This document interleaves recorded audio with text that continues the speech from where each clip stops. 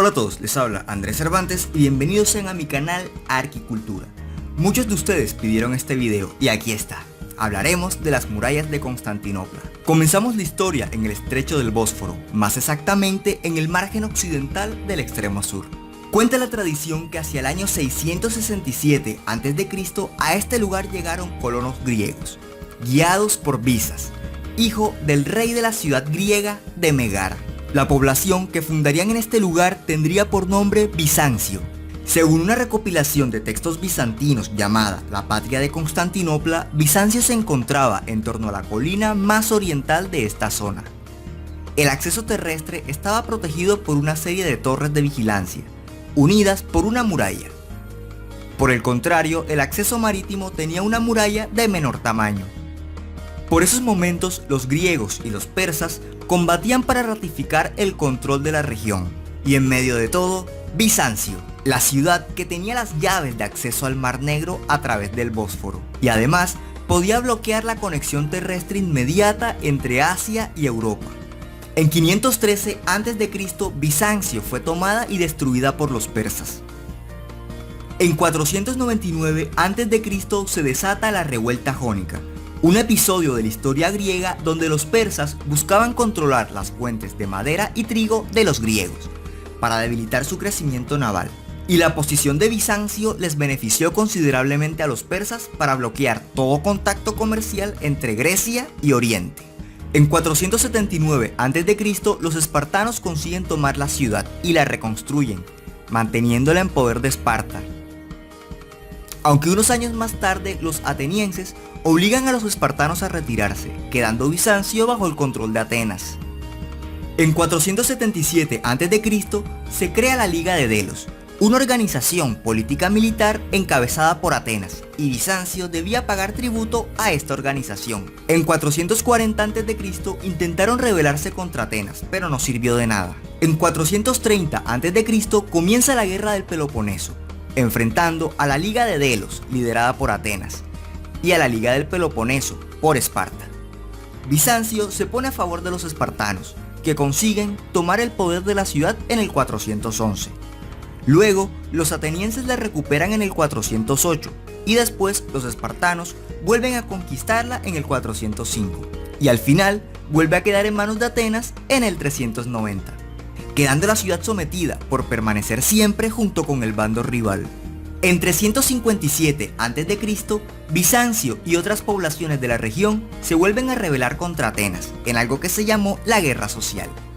Ante la posibilidad de apoyo persa hacia los pueblos rebeldes, los atenienses se retiran evitando entrar en una guerra que no podían ganar. Después de esto, Bizancio y sus aliados obtienen de cierta forma su independencia. En 340 a.C., Filipo II de Macedonia buscaba dominio total sobre las ciudades griegas, por lo que asedió Bizancio, aunque sin mucho éxito.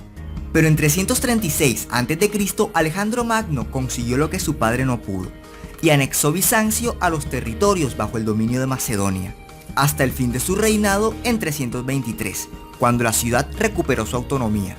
En 279 a.C., los celtas toman la península de los Balcanes, sometiendo a medidas extremas a los pueblos de la región, entre ellos a Bizancio. Para poder pagar las exorbitantes cantidades que pedían los celtas, Bizancio empezó a cobrar el paso por el Bósforo. Luego de la retirada de los celtas vendrían nuevas batallas, ahora entre el reino de Macedonia y la República de Roma. Esta vez Bizancio tomó partido a favor de Roma, y con la victoria de este último, en el año 100 a.C., Bizancio es anexada a la República Romana. En el 27 a.C., la República de Roma se transforma en el Imperio Romano, y Bizancio haría parte de este. En el año 193 asesinan al emperador romano Cómodo, y en medio de inestabilidad política proclaman emperador a Septimio Severo, y por otra parte reclamaba el trono Pesenio Níger. Bizancio apoya a este último, que por cierto resultó perdedor. Para ratificar su control sobre la zona, el emperador Septimio Severo ataca a Bizancio. La ciudad se mantuvo firme durante 3 años, hasta el 196. Luego de este acto de traición y decepción, la ciudad fue castigada por no haber reconocido como legítimo al emperador Septimio Severo. Se demolieron las murallas y su estado civil se redujo a ser un pueblo dependiente de Perinto, una próspera ciudad al occidente de Bizancio. Pero debido a su ubicación, el emperador recapacitó y no solo reconstruyó las murallas y la ciudad, sino que construyó nuevos monumentos y un segundo anillo de murallas. En 305, el Imperio Romano tenía un sistema de gobierno bastante curioso. Eran una tetrarquía, es decir que tenían 4 reyes, y había mucha inestabilidad. En 312 pasó a ser una triarquía con 3 reyes, de los cuales 2, Constantino y Licinio, se aliaron en contra de Maximino, quedando en 313 una diarquía, Constantino al occidente y Licinio al oriente, donde se encontraba Bizancio. En el 324 Constantino sitia Bizancio, hasta que la ciudad se rinde. Con la derrota de Licinio queda Constantino como el único emperador de Roma. El nuevo emperador, al ver las ventajas geográficas de Bizancio, decide reconstruir cuidadosamente la ciudad. El 324 inician las nuevas fortificaciones, las murallas de Constantino. Con las obras de protección inconclusas, Bizancio se reinaugura el 11 de mayo de 330 como la Segunda Roma. Este nombre solo quedó como un seudónimo, pues se le terminó llamando la ciudad de Constantino, en griego Constantinópolis, adaptado al español como Constantinopla. En 337 muere Constantino y sube al trono Constancio II. En su reinado se terminan las obras de esta etapa. Hacia el año 400, Constantinopla nuevamente presentaba una expansión extramuros, y en época del emperador Arcadio se empezó a proyectar una nueva fortificación. En 408, con la muerte del emperador Arcadio, su hijo Teodosio, un niño de 7 años, se convierte en el emperador del Imperio Bizantino, aunque con Antemio como regente, quien fue el encargado de continuar con las obras de las murallas. Los muros estaban hechos de piedra caliza en el exterior, con un núcleo de mortero de cal con ladrillo molido, pero había ladrillos que salían hasta el exterior, creando unas franjas que, más que decorativas, creaban mayor cohesión del exterior de piedra con el núcleo. Con este sistema se edificaron torres de vigilancia de entre 15 y 20 metros de altura, y se unieron por medio de una muralla de aproximadamente 12 metros de altura. Esta permitía el paso del río Lico hasta el interior de Constantinopla, y desde sus almenas los arqueros y ballesteros podían atacar. Las torres tenían 2 niveles incomunicados entre sí. La zona inferior se utilizaba como almacenamiento, y en la zona superior, desde sus ventanas, se podían disparar proyectiles al enemigo. La muralla tenía en total 9 puertas principales, y una serie de poternas o puertas menores, siendo la más importante la Puerta Dorada o Puerta de Oro. Esta fue la entrada principal a Constantinopla, y en honor a esta emblemática puerta se nombró el famoso puente que está a la entrada de la bahía de San Francisco, el Golden Gate. Estas obras fueron terminadas en el 418. Luego de esto, la ciudad soportó varios terremotos, uno en el 437, otro más fuerte en el 447 y finalmente uno en el 448, que terminó por dejar daños considerables. En esta época, Atila el Huno y su ejército estaban en los Balcanes, por lo que un ataque a Constantinopla podía ocurrir en cualquier momento. Teodosio, que ya había dejado de ser un niño, ordena la reconstrucción de las murallas, y lo consiguen en tan solo 60 días. La mayoría de expertos en el tema consideran que durante esta maratónica reconstrucción también se realizó la muralla exterior, aunque una minoría sostiene que pudieron haber hecho parte del proyecto inicial, es decir, que estaban construidas desde 418. Para acceder a la nueva etapa de fortificación se podían utilizar las puertas principales, pero también se abrieron unas poternas en las torres. El nuevo muro además era abovedado, de modo que los soldados podían ingresar en él y atacar desde las aspilleras. Además se construyeron unas nuevas torres más pequeñas, ubicadas a medio camino entre las torres principales de la muralla interior, complementando la cobertura defensiva. El nivel superior de las torres era accesible desde la terraza interior, y el nivel inferior de la mayoría era sólido, solo unas cuantas tenían poternas para acceder a la terraza exterior. Esta terraza exterior estaba protegida por un parapeto, y delante de este un foso húmedo de aproximadamente 10 metros de profundidad. El foso era atravesado por paredes que llevaban tuberías en su interior. Esas paredes eran muy delgadas en la parte de arriba, impidiendo que el enemigo las utilizara como puentes. Con las principales fortificaciones listas, habían terminado los días de aquella Bizancio débil, que pasaba de mano en mano y tenía lealtades convenientemente variables. Ahora, como Constantinopla, capital del Imperio Bizantino, se mantendría inexpugnable durante siglos. En el 626, Blanquerna, una población extramuros al norte, es anexada a la fortificación, con unas murallas realizadas en varias etapas por diferentes emperadores. Nos movemos ahora hasta 1054, con el Cisma de Oriente. La iglesia cristiana con sede en Roma se parte en dos, quedando la católica apostólica romana al occidente y la católica apostólica ortodoxa al oriente. Estos últimos con sede en Constantinopla. ¿Y esto qué tiene de importante? Pues mucho. Veamos cómo esto desencadenó la caída de la ciudad. Llegamos a 1096. La Iglesia Católica buscaba recuperar el dominio cristiano sobre Jerusalén, que por aquel entonces estaba bajo dominio musulmán, y a mitad de camino, Constantinopla.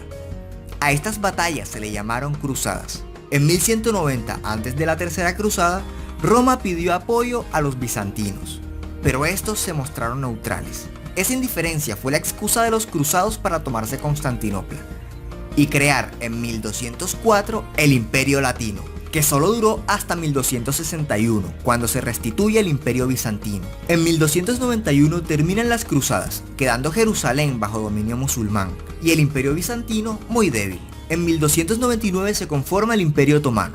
A partir de aquí se dieron otras batallas entre otomanos y bizantinos, y estos últimos iban perdiendo cada vez más territorio. Aquellos ataques de los cruzados revelaron las debilidades de las murallas, sobre todo las costeras, ya que había puntos donde debían estar abiertas para permitir el acceso de embarcaciones al puerto. Por ello, en 1303 se inició la fortificación de Gálata, un poblado extramuros al norte del Cuerno de Oro, que aunque ya tenía murallas, eran bastante deficientes y estaban en mal estado. Con el fin de controlar el acceso a esta zona, se tendió una cadena de hierro a la entrada, evitando el acceso a los intrusos. Estas obras terminaron en 1352.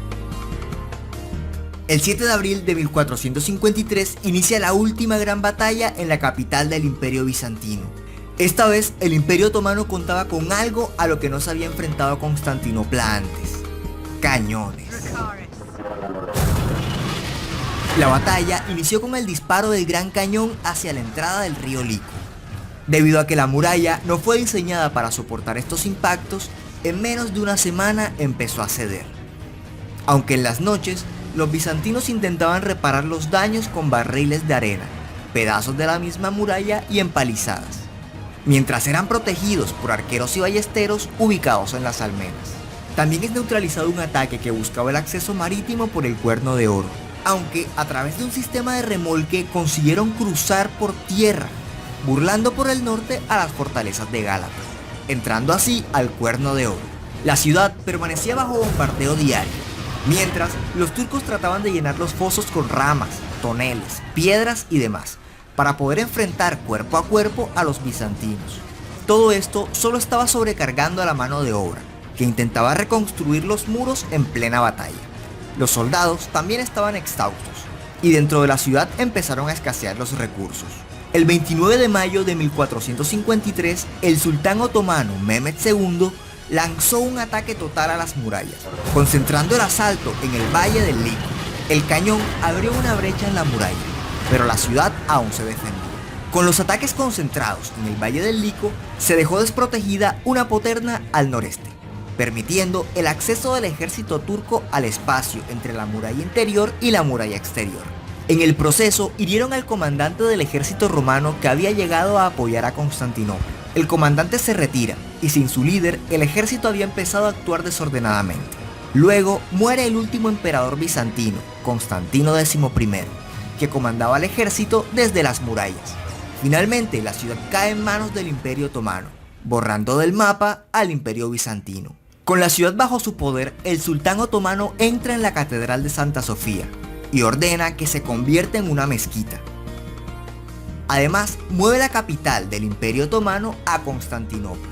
Esta es la fecha que muchos consideran como el fin de la Edad Media. Además de la construcción de nuevas mezquitas, en 1458 se construye sobre la Puerta de Oro una fortaleza, cuyo nombre en turco traduce la Fortaleza de las Siete Torres. Recordemos que el Bósforo era clave en la relación de Europa con Asia. Los mercaderes cristianos no podían moverse libremente por esta zona, por lo que a los reinos occidentales les tocó buscar nuevas rutas para comunicarse con China y la India. Portugueses y castellanos emprendieron la búsqueda de diferentes rutas en 1492. Ya saben cómo terminó eso, ¿verdad? No existen muchos registros de las murallas construidas por Constantino. De lo último que se sabe es que fueron dañadas gravemente luego de varios terremotos, y que parte de estas se derrumbó en 867. Y como las defensas principales eran las murallas de Teodosio, estas nunca se reconstruyeron. En el siglo XIX, con el crecimiento extramuros, las nuevas dinámicas de guerra y los severos daños a las murallas a lo largo de su historia, estas eran más que todo un estorbo, por lo que paulatinamente se fueron desmantelando varios tramos de muralla, perdiéndose más del 50% de estas. Además, el foso que estaba delante de las murallas de Teodosio fue rellenado. También las murallas de Gálata fueron suprimidas casi en su totalidad, quedando unos pocos elementos. Además, se conservó la torre de Gálata. Llegamos ahora al 29 de octubre de 1923. Turquía se establece como una república y la capital se trasladó hasta Ankara. A comienzos del siglo XX, la ciudad aún conservaba el nombre oficial de Constantinopla, aunque se dice que desde la victoria otomana sobre el Imperio Bizantino, a Constantinopla se le llamaba Istambul de forma no oficial. Y aunque existen teorías bastante ambiguas sobre el origen y significado de este nombre, en 1930 se adopta Istambul como nombre oficial. En español, Estambul. En 1985, estas murallas fueron declaradas Patrimonio de la Humanidad por la UNESCO, enmarcándolas dentro de las zonas históricas de Estambul. Y luego, con el apoyo de la UNESCO, se inició un proceso de restauración y conservación de los tramos existentes. Y bueno, esto ha sido todo por hoy. Si te gustó, no te olvides de darle like y compartir con tus amigos. Y para que no te pierdas de próximos contenidos, suscríbete a nuestro canal de YouTube y síguenos en las redes sociales de Facebook e Instagram. Les habló Andrés Cervantes. Hasta la próxima.